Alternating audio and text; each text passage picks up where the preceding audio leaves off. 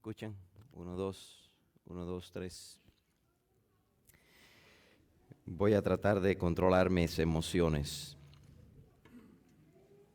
porque el tema de hoy es un tema que sacude lo más profundo de mi alma. Y espero con la ayuda de Dios que hoy el Señor te pueda sacudir.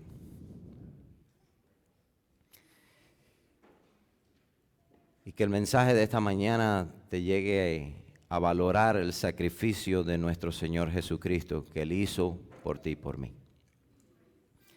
Yo quiero invitarte a que inclines tus rostros para orar antes de abrir la palabra de Dios. Eterno Padre que estás en los cielos,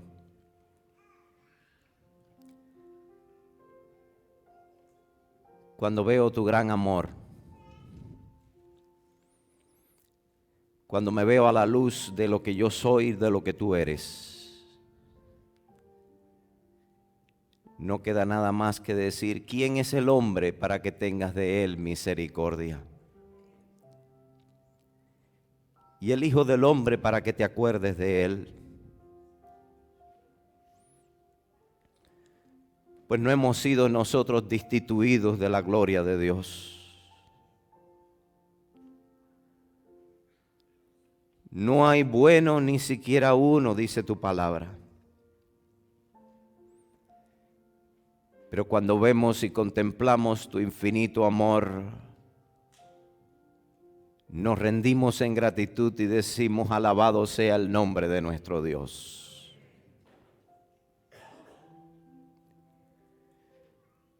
Porque en otro tiempo, dice tu palabra, no éramos pueblo. En otro tiempo no habíamos alcanzado misericordia, mas ahora,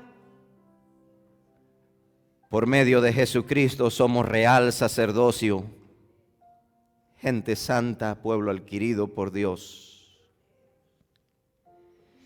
Y el Salmo 2 nos dice, yo soy Jehová quien te redimió, yo soy tu Padre, mi Hijo eres tú, pídame las naciones y yo te las daré por heredad. ¿Por qué nos amaste tanto? Juan, contemplando el maravilloso amor de Jesús, dijo, mirad. En inglés sería pay attention. Cuán grande es el amor de Dios, que hoy nos ha hecho hijos e hijas del gran Rey. Oh Señor, al abrir tu palabra, que hoy nos sobrecoja el poder de tu Santo Espíritu y nos haga entender lo que un día escribió un famoso cantante en las letras de un hermoso himno que decía así, si cada hombre fuese un pincel y el mar un gran papel, no bastaría para escribir el amor de Dios. Ayúdanos a ver que el valor del ser humano está establecido por el amor de Jesucristo, su Hijo por la raza humana. Gracias por escucharnos en el nombre de Jesús. Amén.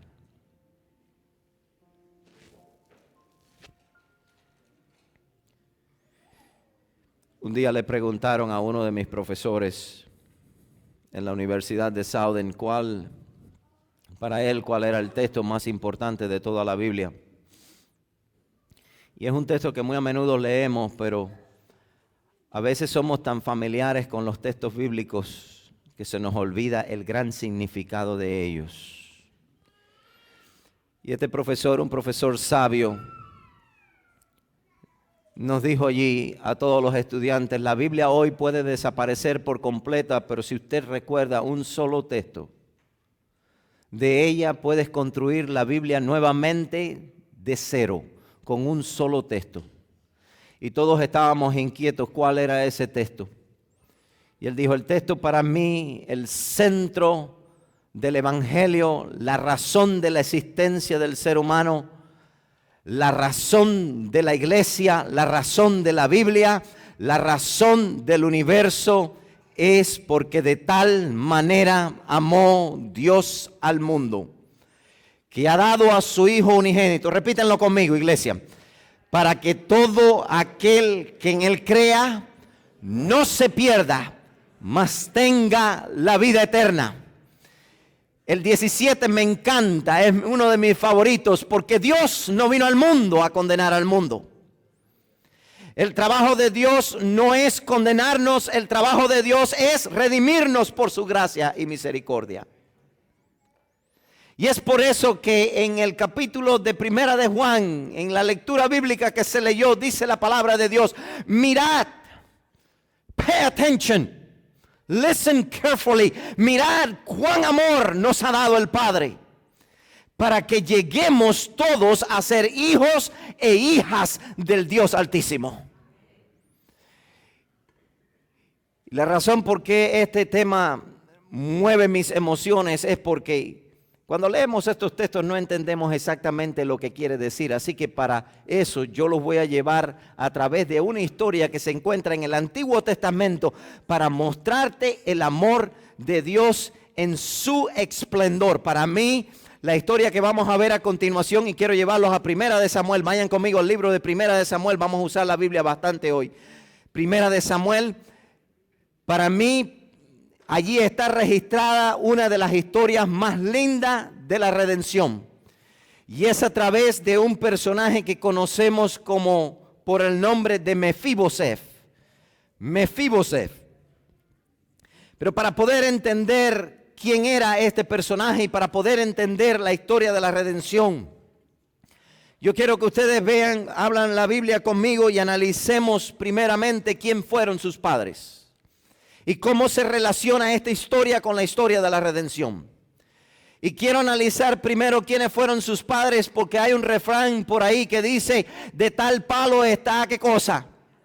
La astilla. Por lo general, como son los padres, así también terminan siendo los hijos. Por lo general, no siempre, pero por lo general. Y la palabra de Dios dice que Mefiboseth era hijo de Jonatán y Jonatán era hijo de Saúl.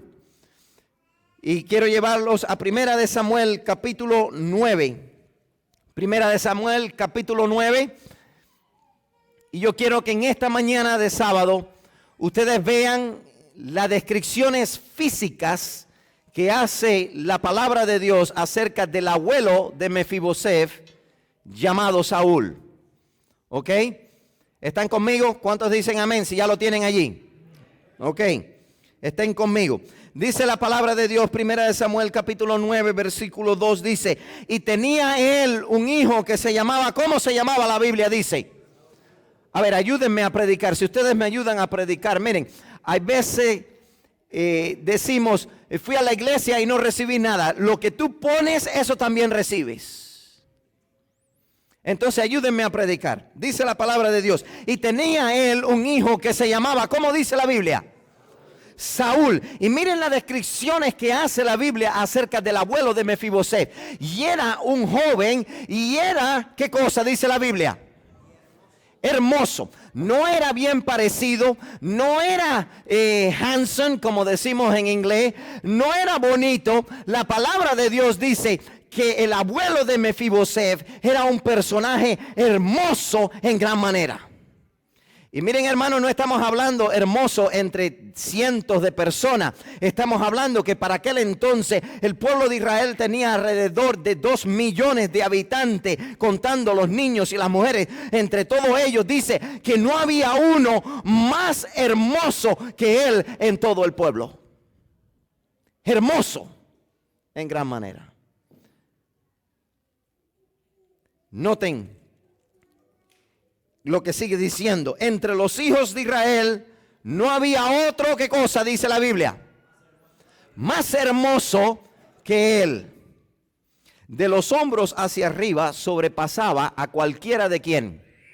del pueblo. No solamente era hermoso, no solamente era elegante, no solamente era alto, sino que dice la palabra de Dios que de los hombros hacia arriba sobrepasaba a cualquiera del pueblo. Noten otra característica física que menciona la Biblia acerca de Saúl. Y acuérdense, el punto es mostrar el amor de Dios. Ustedes verán al final de la historia algo extraordinario. Primera de Samuel ahora, capítulo 10, en el versículo 23 y 24. Primera de Samuel, capítulo 10, versículos 23 y 24. Noten lo que dice la palabra de Dios. Entonces corrieron y lo trajeron de allí, y puesto en medio del pueblo, desde los hombros hacia arriba, era el más alto de todo el pueblo. Noten cómo la Biblia repite la misma frase. Repite 2 veces que era hermoso y repite 2 veces que era el más alto entre todo el pueblo. ¿Están escuchando? O sea que cuando la Biblia repite algo es porque es de suma importancia. Quiero que vean conmigo lo que sigue diciendo. Entonces corrieron, versículo 23 nuevamente, y de allí lo pusieron en medio del pueblo, delante de los hombros, y delante de los hombros hacia arriba, era el más alto de todo el pueblo. Y noten la exclamación del profeta de Dios. Y dijo Samuel a todo el pueblo: ¿habéis visto al que ha elegido Jehová, que no hay semejante a él en todo el pueblo? Entonces el pueblo gritó con alegría. ¿Qué cosa diciendo? ¡Viva el rey! No solamente era hermoso, no solamente era el más alto, sino que el profeta en un acto de exclamación dice: ¿habéis visto el que ha elegido Jehová? Oh, no es cualquiera el que elige Jehová. Jehová ha elegido a alguien extraordinario. ¿Habéis visto al que ha elegido Jehová? Noten otro detalle que menciona la Biblia acerca de el rey Saúl, en este caso el abuelo de Mefiboseth. Y ahora vayan conmigo al capítulo 1 de Samuel, capítulo 10, allí mismo, pero esta vez en el versículo 1.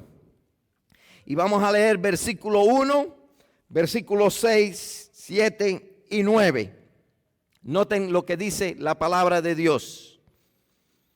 1 de Samuel, capítulo 10,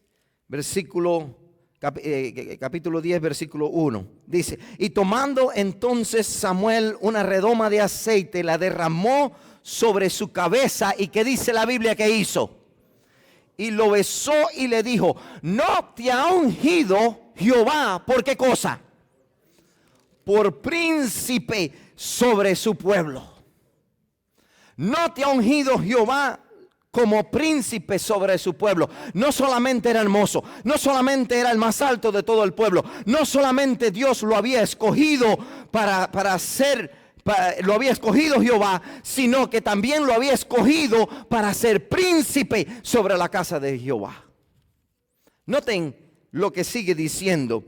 Otra característica hermosa de Saúl. Versículo 6 dice la palabra de Dios: entonces el Espíritu de Jehová vendrá sobre ti, y con poder profetizarás con ellos, y serás mudado. ¿Qué dice la palabra de Dios? En otro hombre. Y cuando te hayan sucedido estas señales, haz lo que te viniera a la mano, porque Jehová está con ¿qué? No solamente era hermoso, no solamente era el más alto, no solamente era escogido por Dios, no solamente había sido llamado a ser príncipe sobre la casa de Israel, sino que también el Espíritu de Dios iba a descansar sobre él, iba a ser mudado en otro hombre, iba a ser alguien extraordinario. Y el profeta le dice: mira, Saúl, cuando te viniere esto a la mano, hazlo con toda tu fuerza, porque el Espíritu de Dios va a descansar sobre ti. Y versículo 9, miren lo que dice la palabra de Dios: y aconteció luego él que al volver en la espalda para apartarse de Saúl, le mudó Dios su corazón, y todas aquellas señales sucedieron en aquella misma hora. En aquella misma hora el Espíritu de Dios descansó en Saúl. Y si descansó el Espíritu de Dios, entonces Saúl tenía las cualidades del Espíritu de Dios. Tenía gozo, paz, paciencia, mansedumbre, templanza, fe, amor. Todas estas cualidades hermosas no solamente tenía estas cualidades, sino que en el capítulo 17 de Samuel, de Primera de Samuel, la palabra de Dios menciona algo interesante. ¿Se acuerdan cuando salieron allí a la batalla contra los filisteos? Había un filisteo que por 40 días salía desafiando los escuadrones de Dios. ¿Se acuerdan ustedes eso? Y el filisteo llamado Goliat le decía: mándenme uno de ustedes a pelear, y si ustedes no hay que pelear todo el ejército, con uno que manden es suficiente. Y estaban medios atemorizados todos allí. Y una de las características lindas de Saúl es que tenía buenos amigos. O sea, que no solamente tenía todas estas características hermosas, sino que también gozaba de buenos amigos. Y ustedes se acuerdan de un jovencito que llegó llamado David. ¿Se acuerdan de David? Y dijo: ¿quién es este incircunciso que blasfema contra el ejército del Dios viviente? Yo iré. Y dice que esto le agradó grandemente a Saúl, y desde ese día, desde ese entonces, Saúl nunca más lo dejó regresar a su casa, sino que se lo llevó a vivir con él. Miren, léenlo conmigo para que ustedes vean. Primera de Samuel, capítulo 18. Noten lo que dice la palabra de Dios. Primera de Samuel, capítulo 18.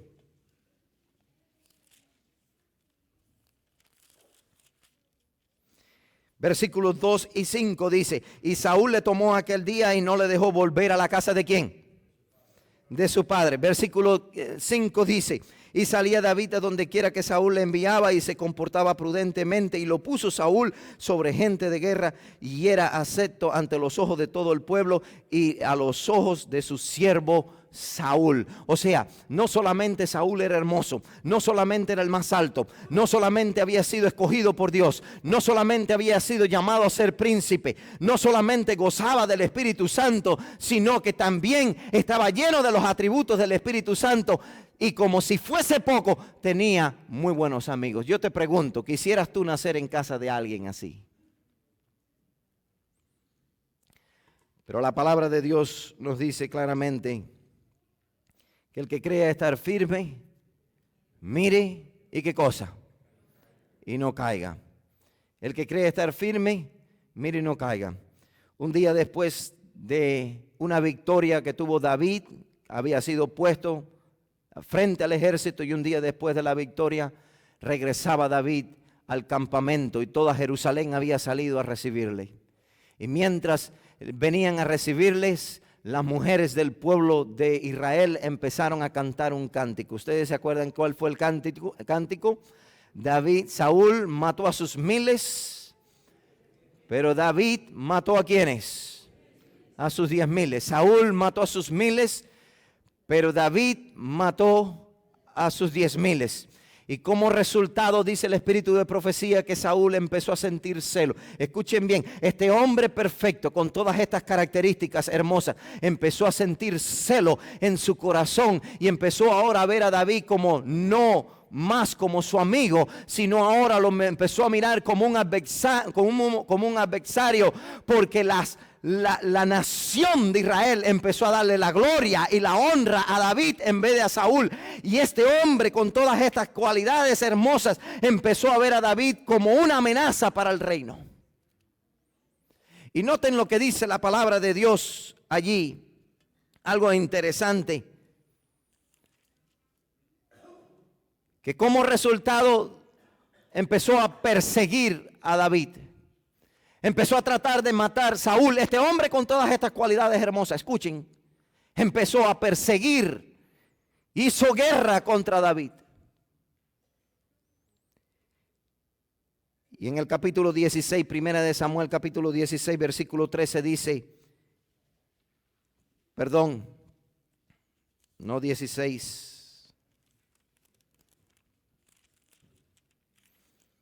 Capítulo 16 pero el versículo 11, noten lo que dice la palabra de Dios allí. Entonces, versículo 14, dice la palabra de Dios: y el espíritu de Jehová se apartó ¿de quién? De Saúl. ¿Por qué se apartó de Saúl, iglesia? Se apartó de Saúl porque cuando empezaron a darle la gloria y la honra a David, ¿qué pasó con Saúl? Se llenó de envidia, se llenó de celo.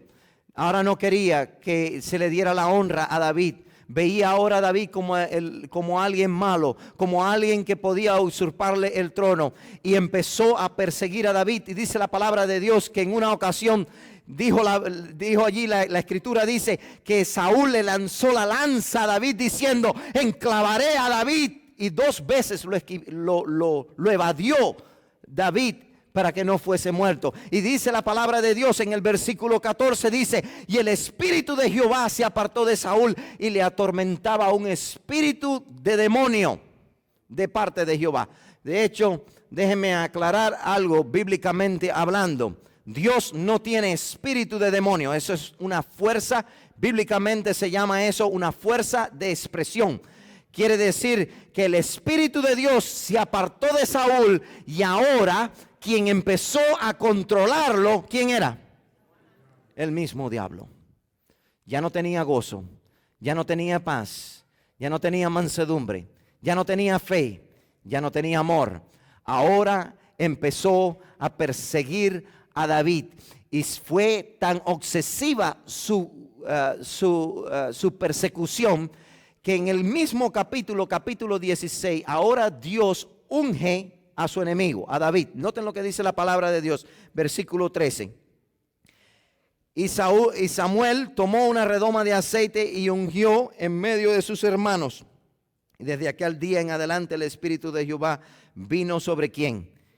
Sobre David. Y se levantó luego Saúl y se volvió ¿a dónde? Samuel, y se volvió ¿a dónde? A Ramas.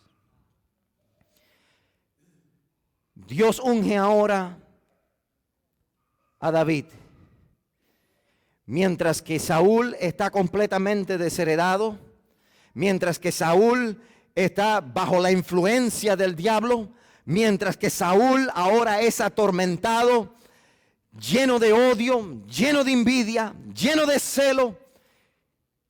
Y en ese triste instante de la historia de Saúl fue donde Mefiboseth tuvo la mala fortuna de nacer. Sí, Mefiboseth no nació cuando Saúl tenía todas las cualidades hermosas. Mefiboseth nace cuando Saúl es desheredado. Y Patriarcas y Profetas, página 770 en inglés, dice que desde el mismo comienzo de la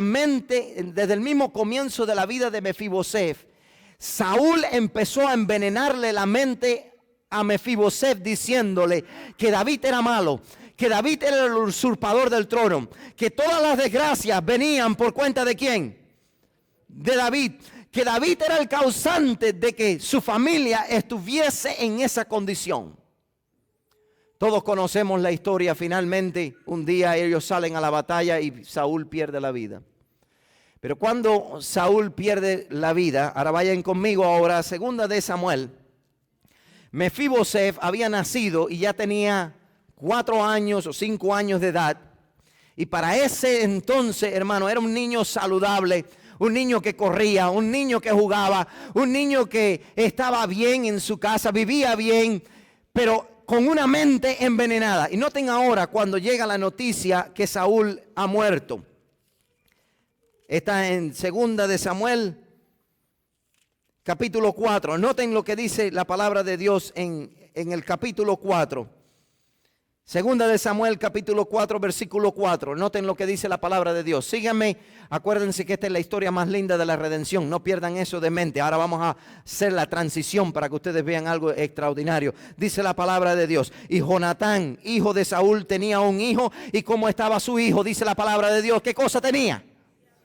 Lisiado, pero él no nació lisiado. Él era un niño que corría, él era un niño que jugaba, pero ahora tenía una mente envenenada y tenía 5 años de edad, dice la palabra de Dios, cuando llegó de Jereseo la noticia de la muerte de Saúl y de Jonatán. Y su nodriza, noten lo que dice la palabra de Dios, su nodriza le tomó y huyó, y mientras él huía apresuradamente, ¿qué pasó con el niño? Se le cayó, y cuando se le cae, ese niño queda parapléjico de sus 2 piernas por el resto de su vida. Ahora yo me imagino que con más razón Mefiboseth odiaría a David. No solamente la desgracia, no solamente la muerte de mi abuelo, no solamente David es el usurpador, ahora él nos va a perseguir, sino que en su propia carne llevaba las marcas. Porque la nodriza huye. ¿Por qué creen ustedes que huye la nodriza? Porque creen ustedes que Saúl no se había encargado de envenenarle la mente a cada uno de ellos diciendo: David es malo, y si David un día coge el trono, si David reina, él te va a acabar con tu familia, él te va a destruir, él va a destruir toda tu descendencia. Y cuando la nodriza oye la noticia, ¿qué hace? Esta es hora de salir huyendo, y coge al niño, y mientras huye con el niño se le cae. Y ahora Mefiboseth ahora no tiene una vida normal como otra persona normal. Ahora ese niño Mefiboseth no puede jugar a los baloncestos, al fútbol. No puede ahora correr como un niño. Está parapléjico, sentado en una silla de ruedas, si lo pudiéramos llamar así, por el resto de su vida, odiando a David, porque David ha sido el culpable de todas sus desgracias. Años más tarde David coge el trono, y cuando David empieza a reinar, empieza a aparecer algo extraordinario. Yo quiero que ustedes vean lo que hizo David cuando empieza a reinar. Vayan a 2 de Samuel capítulo 9 versículo 1. Segunda de Samuel capítulo 9 versículo 1. Noten lo que dice la palabra de Dios allí. Cuidadosamente leamos. Y dijo David. ¿Quién dijo? El nuevo rey. ¿Qué dijo David? ¿Ha quedado alguno de la casa de Saúl a quien yo haga? ¿Qué cosa? ¿Misericordia de quién? ¿Por amor a quién? Cuando David empieza a reinar, en sus prioridades estaba buscar la casa de Saúl. Pero cuando él empieza a indagar y decir: ¿ha quedado alguien de la casa de Saúl? La gente tal vez pensó para adentro de él: ahora sí los va a eliminar, ahora sí los va a hacer pagar, ahora sí, cuando David te vas a vengar de tus enemigos, ahora sí, cuando Saúl trató de enclavarte en la pared, ahora los vas a deshacer a todos ellos. Y ahora David le da una gran sorpresa a su ejército, a su gente, y le dice: ha quedado alguien. No para destruirlo, no para eliminarlo, no para hacerle mal, sino para restaurarlo, sino para levantarlo. Ha quedado alguien, porque yo he hecho un pacto con mi amigo, ¿quién? Y yo te pregunto, ¿cuál es ese pacto? ¿Quieren ver ustedes cuál es el pacto? Porque el pacto está escrito. Noten lo que dice Primera de Samuel. Vayan de nuevo a Primera de Samuel, porque el pacto fue hecho en vida. Noten lo que dice Primera de Samuel capítulo 18. Pero ahora, en el versículo 1, dice la palabra de Dios. Leemos el versículo 1, versículo 3, 4. Dice entonces: y aconteció cuando él hubo acabado de hablar con Saúl, el alma de ¿quién? De Jonatán quedó ¿cómo? Ligada con la de David. Y lo amó Jonatán ¿como qué cosa? Como a sí mismo. Noten lo que dice la palabra de Dios, algo interesante. Versículo 3 dice: e hizo pacto ¿quién? Jonatán y David, porque le amaba como a sí mismo. Y Jonatán se quitó el manto que llevaba y se lo dio a David, y otra ropa suya, hasta su espada, su arco. ¿Y qué dice la Biblia que más le dio? Su talabarte. Note lo que dice la palabra de Dios, que cuando él terminó de hablar, el alma de Jonatán quedó ligada ¿con quién? Con la de David, y amó a David como a sí mismo, lo amó como su propia familia, lo aceptó como a sí mismo, e hicieron pacto. Y es por eso que ahora cuando David empieza a reinar, le dice: ha quedado alguien, porque yo hice un pacto con alguien que me amó a sí mismo. Ha quedado alguien de la casa de ¿quién? De mi enemigo. Ha quedado alguien de la casa de Saúl, a quien yo haga misericordia, porque hay un pacto. Ahora, ¿saben ustedes qué había en ese pacto? Miren lo que hay en ese pacto, capítulo 20 de Primera de Samuel. Les dije que íbamos a usar mucho la Biblia. Y estoy corriendo un poquito por el tiempo, pero ustedes verán algo extraordinario. Dios nos ayude. Capítulo 20, versículo 15, dice la palabra de Dios. Este es el pacto, allí está registrado el pacto. Noten lo que dice la palabra de Dios. Y no apartarás, ¿qué cosa? Tu misericordia de mi casa, ¿por cuánto tiempo? Para siempre. Cuando Jehová haya cortado uno por uno tus enemigos de David, de la tierra, no dejarás. Miren lo que le dice Jonatán a David: no dejes que el nombre de mi familia sea, ¿qué cosa? Borrado de la faz de la tierra o quitada. Dice que lo amó, hicieron un pacto, y en su pacto era preservar a la familia y no borrar su nombre. Preservarlo ¿por cuánto tiempo? Para siempre. Volvemos ahora a Segunda de Samuel. Segunda de Samuel capítulo 9. Y dijo David, versículo 1. Y dijo David: ha quedado alguien de la casa de Saúl a quien yo haga misericordia por amor a Jonatán. Y versículo 2 dice: y había allí un siervo de la casa de Saúl que se llamaba Siba, el cual llamaron para que viniese a David. Y el rey le dijo: ¿eres tú Siba? Y él respondió: tu siervo. Y el rey dijo: no ha quedado nadie de la casa de Saúl a quien yo haga misericordia de Dios. Y Siba respondió al rey: aún ha quedado un hijo de Jonatán lisiado ¿de qué cosa? De sus 2 pies. Entonces el rey preguntó: ¿dónde está? Y Siba respondió al rey: he aquí que está en casa de Maquier, hijo de Anier, en Lodebar. Entonces envió el rey y le dijo, le trajo de la casa de Maquier, hijo de Anier, de Lodebar. Noten esto. Siba viene ante el rey y David le dice al rey, David le dice a Siba: Siba, hay alguien de la casa de mi enemigo a quien yo pueda hacer misericordia, porque yo hice un pacto. Y en el pacto era preservar a la familia de mis enemigos. ¿Ha quedado alguien? Y Siba le dice: sí, ha quedado uno. Uno queda, pero está lisiado. Y David dijo: aleluya, gloria a Dios, tráiganmelo, búsquenmelo, mándenmelo a buscar, porque yo a la verdad haré de él misericordia. ¿Con él qué cosa? Misericordia.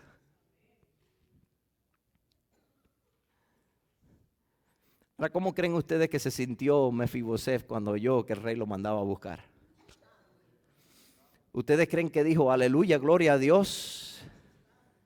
Hermanos, ¿creen ustedes que dijo aleluya, gloria a Dios, ha llegado mi salvación? ¿Creen ustedes que tenía miedo? ¿Creen ustedes que él en su mente desde niño le habían enseñado: David es malo, David es el usurpador, David viene a matarte, David te va a destruir, David te va a quitar todas las cosas? Y cuando llegan los guardias a recoger a Mefibosef, cuando Mefibosef lo ve, yo me imagino Mefibosef temblando delante de aquellos soldados diciendo: mi vida ha acabado. Pero lo que no sabía es el plan que tenía David. Y noten ahora lo que dice la palabra. Entonces envió y lo trajeron, y vino, versículo 6, y vino Mefibosef, hijo de Jonatán, hijo de Saúl, a David, y se postró sobre su rostro e hizo, ¿qué cosa dice la Biblia? Reverencia. Y dijo David: Mefibosef.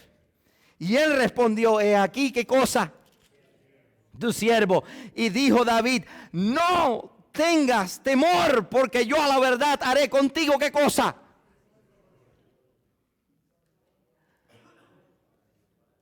Yo haré ¿qué cosa? Yo haré de ti, contigo, misericordia por amor a Jonatán tu padre. Y ahora noten ahora algo extraordinario. No solamente te voy a perdonar la vida, Mefibosef, tú eres mi enemigo, tú eres alguien que puede vengarse de mí, pero yo no te voy a destruir, yo te voy a levantar, yo te voy a poner en una posición de trono, yo te voy a dar una esperanza gloriosa. Y noten lo que dice allí la palabra de Dios: a la verdad yo haré contigo misericordia por amor a Jonatán tu padre, y te devolveré todas las tierras de Saúl tu padre, y tú comerás para siempre. ¿Dónde comerás? Ahora miren la reacción de Mefibosef. Y él, inclinándose, dijo: ¿quién es tu siervo para que mires a un perro muerto como yo? Yo pregunto, ¿podía Mefibosef servirle como esclavo? Estaba parapléjico. ¿Servía para algo? Para nada, para ser un estorbo. Y Mefiboseth, reconociendo, un momento, a mí me enseñaron que David era malo, que David era el usurpador. No entiendo lo que está pasando, no entiendo por qué está haciendo esto conmigo. Y inclinándose en gratitud, con su rostro en tierra, dijo: ¿quién es tu siervo para que mires a un perro muerto como yo?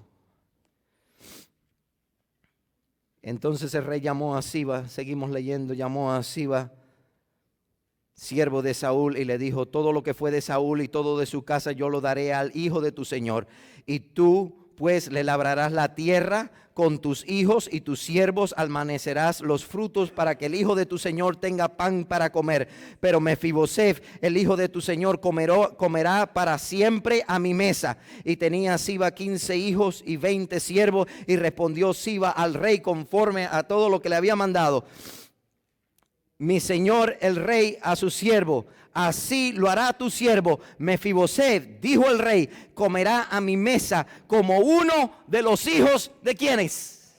No solamente lo redimió, no solamente le devolvió, sino que también le dio el derecho de ser hijo de quién, del rey. A su enemigo, al usurpador, a los que se habían levantado contra él, le dijo: a la verdad tendré misericordia, te voy a devolver todo, pero aún más, en mi mesa siempre habrá una silla, porque tú ya no eres un extraño, tú no eres ya un pecador, tú no eres ya un perverso, ahora eres un hijo del rey.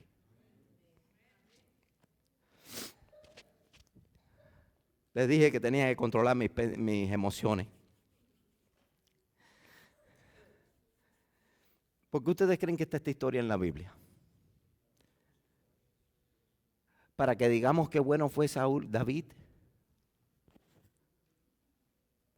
¿O será que esta es una de las historias más lindas de la redención del ser humano?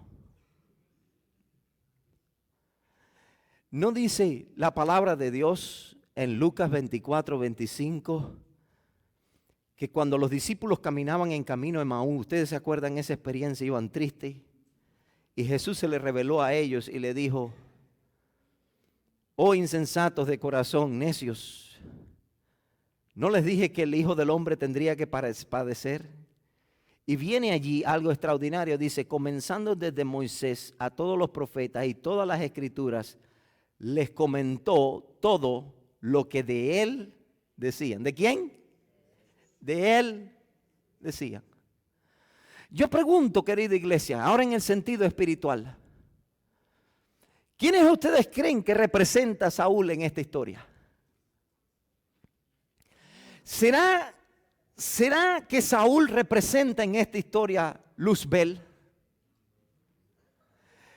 Yo pregunto, ¿era Luzbel hermoso?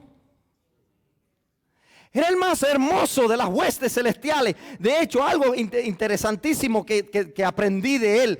Dice que con los colores de su túnica, cuando Dios era exaltado y volaba frente a su presencia, los rayos de luz de la gloria de Dios le daban y desplegaba de su mismo ser colores, los colores del arco iris. Era una belleza, era extraordinario. No había un ángel más hermoso que él en el cielo. Yo pregunto, ¿no fue Lucifer escogido para un trabajo especial? No fue llamado príncipe. La Biblia habla que era el príncipe. Hoy se le conoce como el príncipe de las tinieblas, pero en aquel entonces fue el príncipe. Era un príncipe de la casa de Jehová.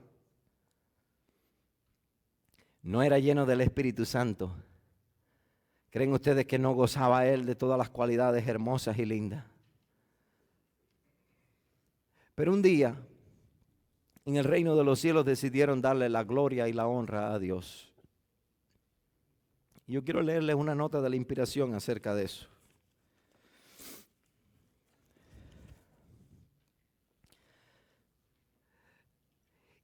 Y Lucifer empezó a sentir envidia de Jesús. Y miren lo que dice esta nota del Espíritu de Profecía, se encuentra en la historia de la redención. Para mí es un libro extraordinario, hablando acerca de cómo Dios redime al ser humano. Dice: Lucifer estaba envidioso y tenía celo de Jesucristo. ¿Qué tenía él? Celo. ¿Por qué? Porque dice historia de la redención que los ángeles del cielo empezaron a exaltar y glorificar el nombre que es sobre todo nombre, el nombre de nuestro Señor Jesús. Y él sintió envidia en su corazón. Y dice, no obstante, dice que cuando los ángeles se inclinaban ante él para reconocer su presencia con gran autoridad y derecho como gobernante del cielo, él se inclinó con ellos, pero su corazón estaba lleno de envidia y de odio y deseaba hacerle mal a su Creador. Historia de la redención.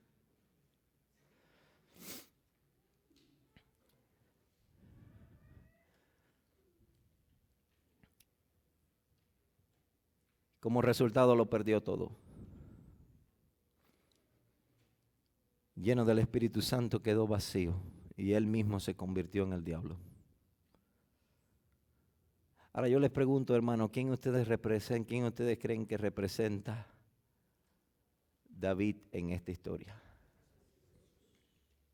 Antes de entrar a David, no nacimos nosotros, no tuvimos la mala fortuna de nacer nosotros en casa de Saúl cuando estaba desheredado. Desde el mismo comienzo, no fue el diablo el que empezó a sembrar en la mente y corazones del ser humano, Dios es malo, Dios es el usurpador. He estado en funerales donde he visto personas que me han dicho, pastor, ¿por qué Dios se lo llevó? Como si Dios se deleitara en la muerte. Él es la vida, no la muerte.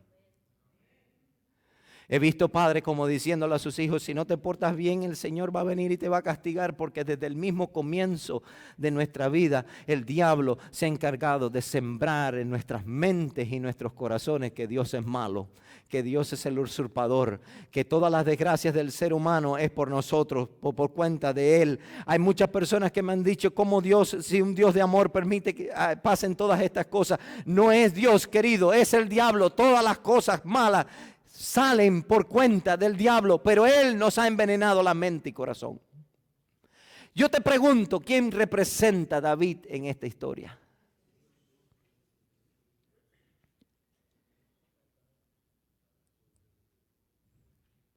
¿Y quién representa a Mefibosef?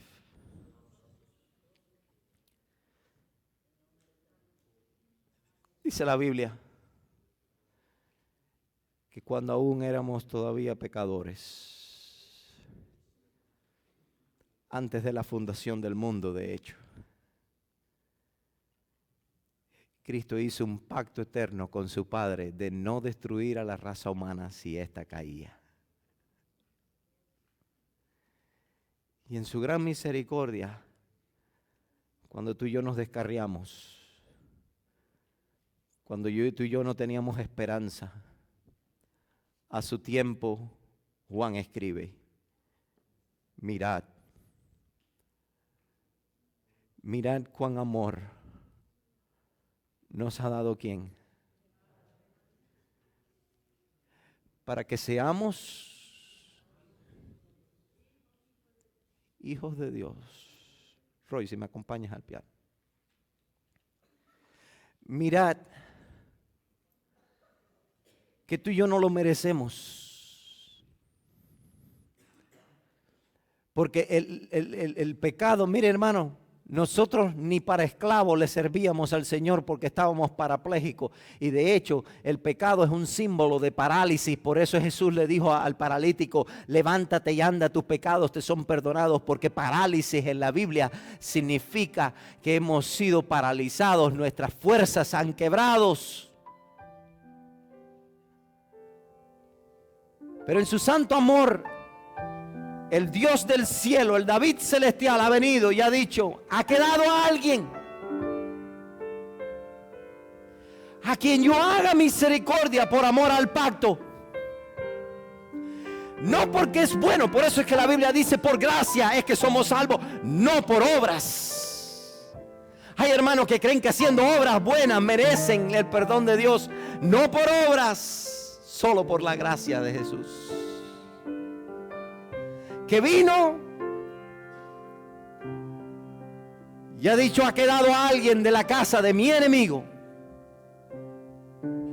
Por eso es que la Biblia dice, aun cuando éramos enemigos, Dios vino y murió ¿por quién? Por nosotros. ¿Ha quedado alguien de la casa de mi enemigo a la cual yo pueda extender misericordia? ¿Y saben cuál es la promesa maravillosa? Que cuando el Señor te busca a través de su Santo Espíritu y te encuentra, tal vez tú vengas atemorizado porque eres un pecador.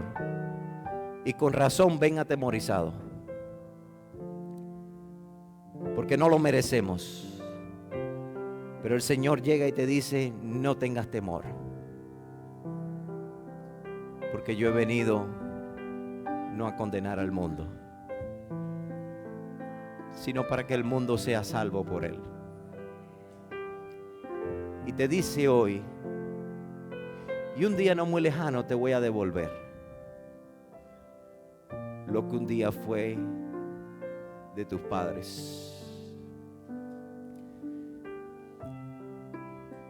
Un día tuve la triste realidad de estar en un duelo donde un padre echando para atrás con su carro saliendo para el trabajo, su niñito salió temprano a despedirse y él no se dio cuenta y él le pasó por encima con el carro, lo mató en el parqueo de su casa.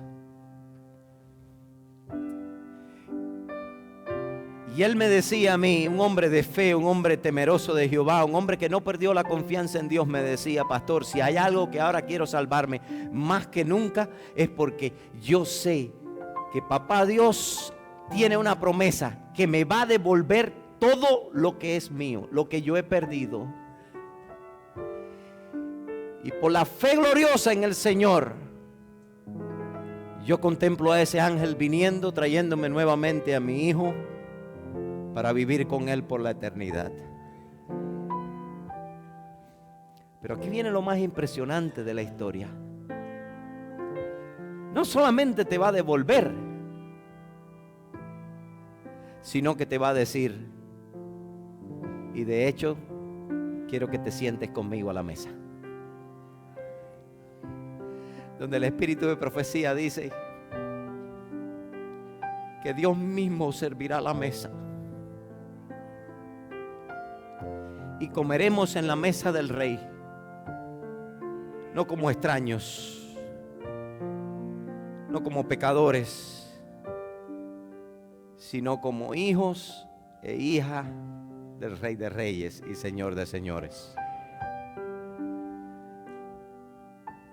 Por eso es que me llena de emoción predicar este evangelio. Por eso que vivo lo que dice la palabra de Dios, no me avergüenzo del evangelio porque es poder de Dios. Ahora yo quisiera terminar haciéndote un llamado, porque hoy en día nos resistimos al Señor como si el Señor tuviera que rogarnos para ser hijos. Y el llamado que quiero hacerte es: ser un hijo de Dios es un privilegio. Servir a Dios en su iglesia es un privilegio. Dios contigo y sin ti sigue siendo Dios. Pero tú sin Dios y yo sin Dios no somos nada. Es por la gracia redentora de Jesús. Y yo quiero ponerte este tema que te acabé de predicar en una versión corta, cantada. Y mientras tú oyes ese canto, yo le voy a pedir a los parapléjicos por el pecado que nos levantemos y vengamos al frente diciéndole: Señor, acepto tu gracia redentora en mi vida. Porque yo quiero ser un hijo y una hija del Rey y sentarme en aquella mesa gloriosa junto a tu familia celestial. ¿Quieres tú hacerlo? Entonces ponme la música y mientras tú lo escuchas, ven conmigo. Yo quiero orar una oración especial de dedicación a Dios. Escucha lo que dice el canto. David llamó a Siba y le preguntó: ¿hay alguien en la casa de Saúl a quien yo pueda ayudar?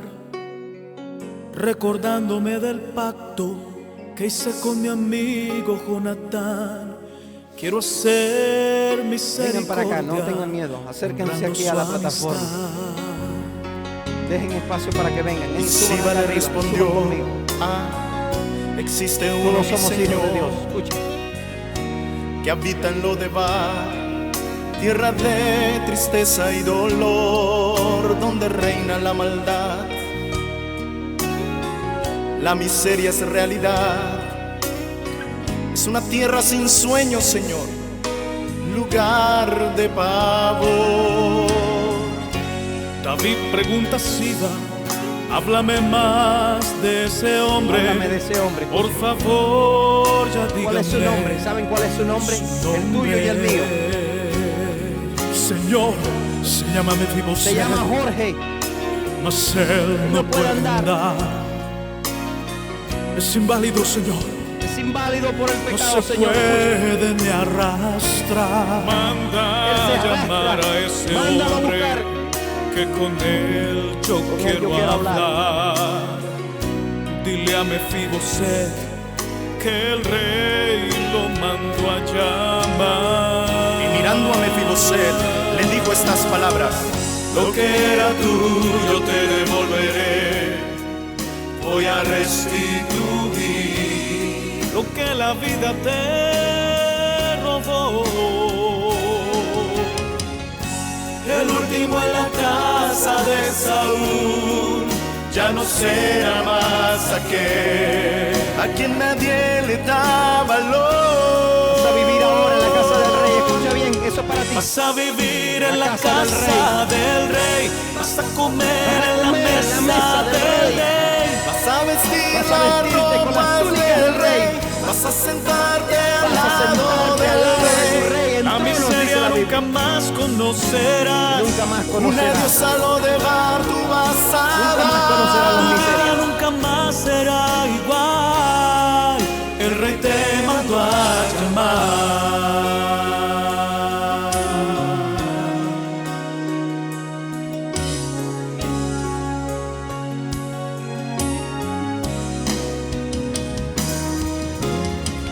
Lo que era tuyo te devolveré. Voy a restituir lo que la vida te robó. El último en la casa de Saúl ya no será más aquel a quien nadie le da valor. Vas a vivir en la casa del rey. Vas a comer en la mesa del rey. Vas a vestir la ropa del rey. Vas a sentarte al lado del rey. La miseria nunca más conocerás. Una diosa lo de bar, tú vas a dar. Tu vida nunca más será igual. El rey te mandó a llamar. El rey te mandó a llamar.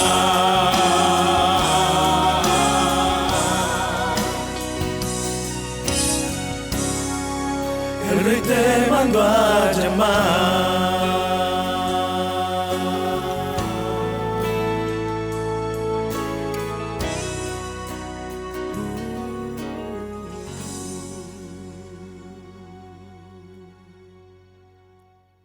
Termino con este pensamiento y oro. Que te estremezca, hermanos. Que este pensamiento te haga vivir una vida íntegra delante de Dios. Que si pues coméis o bebéis o hacéis otra cosa, lo hagas todo para su gloria. Que puedas venir a su casa con alegría, con regocijo. Tú no eres un cualquiera. Tú eres un hijo de Dios. Tú eres una hija de Dios. Por eso que la Biblia dice, mirad, pay attention. Cuán grande es el amor de nuestro Padre para que seamos hijos de Dios. Por lo tanto, el mundo no nos conoce porque no le ha conocido a Él. Amados, escucha bien, esto es para nosotros. Ahora somos hijos de Dios, pero aún no se ha manifestado lo que hemos de ser. Yo te dije los otros días, if God show you His plan, He will freak you out. Si Dios te mostrara sus planes, te friquearías. Aún no se ha manifestado, pero cuando Él se manifieste, dice la Biblia, seremos semejantes al Altísimo. A Él, porque le veremos, dice la Escritura, tal como Él es. Pero aquí viene nuestra parte ahora. Todo aquel que tiene esta esperanza, ¿cuántos tienen esta esperanza? Aleluya. Todo aquel que tiene esta esperanza en Él no vive una vida en balde, sino, dice la Escritura, se purifica a sí mismo como Él es un Dios puro. Te alabamos, Señor, porque tú eres bueno, porque sin merecerlos tú nos has llamado hija e hijos tuyos. ¿Qué vistes en nosotros? Como decía una canción, obstinado amor, ¿qué vistes en nosotros?